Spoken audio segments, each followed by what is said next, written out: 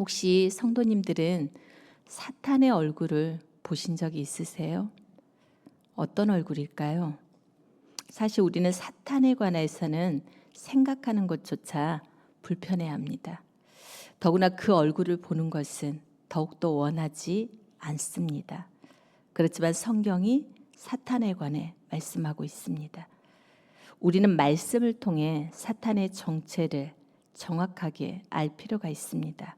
그래야 사탄의 전략을 알고 이에 대처할 수 있기 때문입니다. 이미 우리는 원로 목사님의 말씀을 통해서 많이 들었습니다.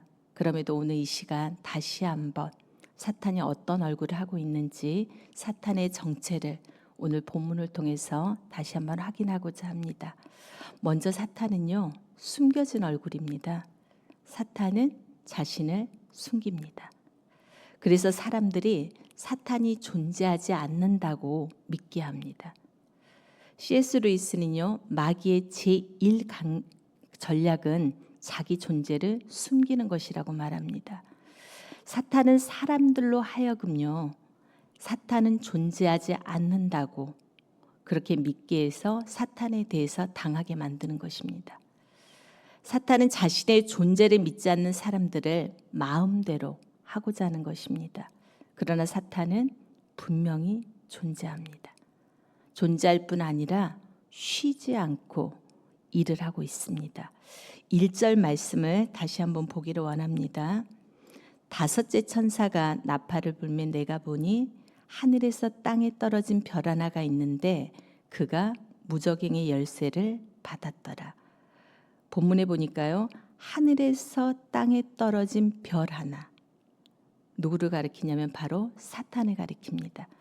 성경은요, 계시록 12장 9절 한번 찾아볼까요? 뒤로 넘기셔서 계시록 12절 9절에 보면요, 큰 용이 내쫓기니 옛 뱀 곧 마귀라고도 하고 사탄이라고도 하며 온 천하를 꿰는 자라. 그가 땅으로 내쫓기니 그의 사자들도 그와 함께 내쫓기니라 라고 사탄이 존재함을 분명히 말씀하십니다. 예수님께서 우리에게 가르쳐 주신 주기도문에 보면요, 우리를 시험에 들게 하지 마시옵고 다만 악에서 구하시옵소서 라고 기도하라고 하십니다. 근데 여기에서 악에서 구하시옵소서 라는 이 말이 악한 자에게서 구하시옵소서 라고 사실 번역하기도 합니다. 따라서 악한 자, 사탄에게서 우리들을 구해달라고 하는 기도를 가르쳐 주십니다. 사단은 에덴 동산에서부터요, 자신을 숨기고 누구에게 접근하죠? 하와에게 접근합니다. 그리고 그를 유혹하고 타락하게 만들었습니다. 그런데 지금도 마찬가지입니다. 우는 사자처럼 온 세상을 두루 다니면서 삼킬 자를 찾고 있습니다. 사탄은 자신의 존재를 숨기면서요, 사람들을 꿰어서 멸망시킵니다. 우리 역시 사탄의 존재를 잊고 지낼 때가 많이 있습니다. 그러므로 우리는 사탄이 있다는 사실을 분명히 기억해야 합니다. 또한 우리는 근신하고 깨어서 자신은 사탄의 미혹을 받지 않도록 해야 할 것입니다. 두 번째 사탄은요, 어떤 얼굴을 하고 있냐면 천의 얼굴을 하고 있습니다. 다양한 얼굴을 하고 있다는 거죠. 7절에서 10절 다시 한번 보기를 원합니다. 황충들의 모양은 전쟁을 위하여 준비한 말들 같고 그 머리에 금 같은 관 비슷한 것을 썼으며 그 얼굴은 사람의 얼굴 같고 또 여자의 머리털 같은 머리털이 있고 그 이빨은 사자의 이빨 같으며 또 철 호심경 같은 호심경이 있고 그 날개들의 소리는 병거와 같은 말들이 전쟁터로 달려 들어가는 소리 같으며 또 정갈과 같은 꼬리와 쏘는 살이 있어 그 꼬리에는 5달 동안 사람들을 해하는 권세가 있더라 라고 말합니다. 사탄이 무저갱의 열쇠를 갖다가 여니까 거기에서 황충, 메뚜기 같은 그런 모양의 곤충들이 올라옵니다. 이들은 사탄의 하수인이라고 할 수 있습니다. 그 모습이 참으로 기괴합니다. 사탄은 시대와 대상에 따라서 사실 자신의 얼굴을 바꾸어 가면서요, 사람들에게 접근해서 미혹하고 그리고 마침내 멸망하게 만듭니다. 먼저 방금 읽었던 본문에 보니까 금 같은 관, 비슷한 것을 썼다라고 오늘 본문이 말씀하고 있죠. 요한계시록에서 예수님의 모습을요, 금 면류관을 쓰신 것으로 말씀하고 있습니다. 그런데 지금 사탄이 금 같은 관, 비슷한 것을 썼다라고 하니까 이 사탄이 지금 누구의 흉내를 내고 있는 거죠? 예수님의 흉내를 내고 있는 것입니다. 광명의 천사로 가장한 것입니다. 또요, 양의 털을 쓴 이리로 둔갑한 것입니다. 마치 자신이 예수님처럼 왕이나 되는 것처럼 속이고 미혹한다는 것입니다. 또 그 얼굴은요, 어떻다고 말씀하고 있습니까? 사람의 얼굴 같고 라고 말씀합니다. 황충인데 사람의 얼굴 같다고 말하는 것입니다. 잘 몰라서 찾아봤더니 이것은요, 이는 이성과 지각을 갖다가 사용해서 사람을 유혹하는 것을 말한다고 합니다. 사탄은 때로 세상적으로 탁월해 보이는 그런 이론들을 또 가지고요, 성경을 부정합니다. 그리고 사람들을 미혹합니다. 또한 사탄은요, 여자의 머리털 같은 그런 머리털이 있다라고 오늘 본문에 또 이야기하죠. 그러니까 사람이 보기에 매력적인 거죠. 그리고 시선을 빼앗는 것으로 나타나기도 하는 것입니다. 세상의 쾌락이나 게임, 음란물, 드라마나 그런 영상들을 자극해서 마음을 빼앗습니다. 사탄은 세속적인 문화로 나타나서요, 사람들을 유혹하는 경우가 많이 있는 것입니다. 그런가 하면 그 이빨은요, 사자의 이빨 같으며 또 철 호심경 같은 호심경, 뭐냐면 가슴 방패입니다. 호심경이 있고 그 날개들이 소리는 병거와 같은 말들이 전쟁터로 달려 들어가는 소리 같으며 라고 말합니다. 무슨 말이냐면 때로는 사탄들은요, 전쟁으로 사람들을 갖다가 해치거나 위협하고 그들의 삶을 파괴하는 것입니다. 사탄은 이렇듯 우리가 방금 읽었듯이 어떤 얼굴을 가지고 있죠? 다양한 얼굴을 가지고 있습니다. 천의 얼굴을 가지고요, 진리를 왜곡하고 있고 사람들을 어둡게 하고 달콤하게 유혹합니다. 그리고 죄를 짓게 하는 거죠. 그래서 결국에는 사람을 멸망으로 이끌게 합니다. 성경은 마귀의 관계를 능히 대적하기 위하여 뭘 입으라고 말씀하시죠? 하나님의 전신갑주를 입으라고 말씀하십니다.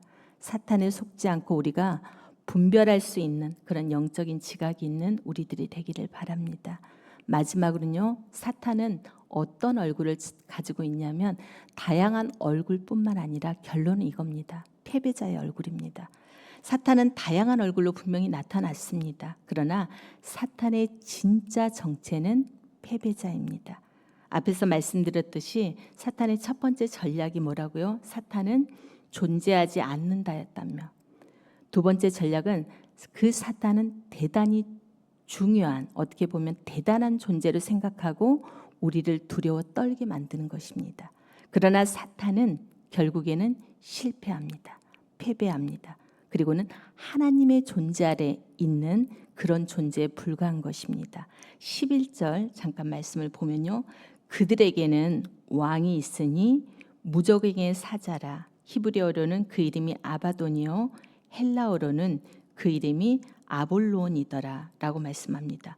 무적행, 뭐냐면 지옥이란 뜻이잖아요. 그러니까 지옥의 사자가 아바돈, 아볼론인데 이 뜻을 보니까요, 그 뜻은 멸망케 하는 자라는 뜻입니다. 바로 사단은 어떤 자냐면 멸망케 하는 자입니다. 사단의 권세 중에서 최고의 권세는 바로 어떤 권세냐면 죽음의 권세입니다. 사망의 권세이죠. 그러나 예수 그리스도께서 십자가에서 죽으시고 다시 살아나셔서 그 사망의 권세, 죄의 권세를 깨뜨려 버리셨습니다. 결국에는 사단의 권세를 이기시고 승리하셨다는 것입니다. 그러므로 사단은 이미 어떤 존재가 된 것이냐면 패배한 존재가 된 것입니다. 4절 5절 말씀 또 본문 잠깐 보면요, 그들에게 이르시되 땅의 풀이나 푸른 것이나 각종 수목은 해하지 말고 오직 이마에 하나님의 인침을 받지 아니한 사람들만 해하라 하시더라. 그러나 그들을 죽이지는 못하게 하시고 5달 동안 괴롭게만 하게 하시는데 그 괴롭게 함은 정갈이 사람을 쏠 때 괴롭게 함과 같더라라고 말씀하십니다. 사단이 예수님에게 패배한 존재이기 때문에 사단의 권세는 지극히 제한적입니다.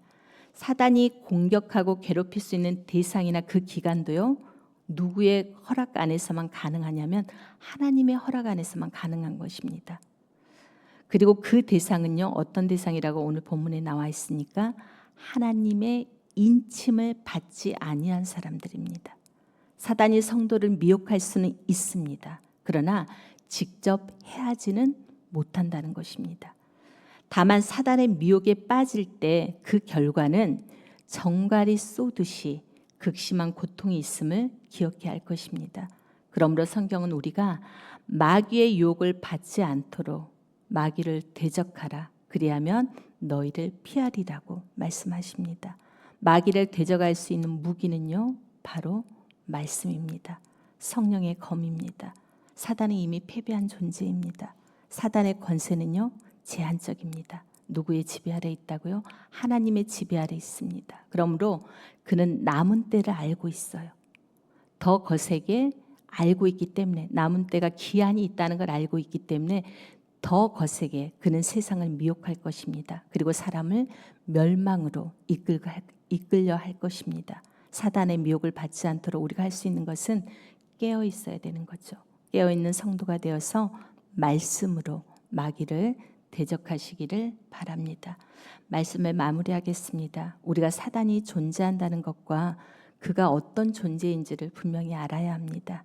그래서 사단의 얼굴을 분별할 수 있어야겠는데요. 사단은 먼저 자신의 존재를 숨기려고 합니다. 그래서 사단이 없다라고 사람들이 믿게 하는 거죠. 둘째는 사단은요, 다양한 얼굴을 가지고 있었습니다. 그리고 그 다양한 얼굴들로 사람을 미혹합니다. 그러나 결국에는 사단은 패배자입니다.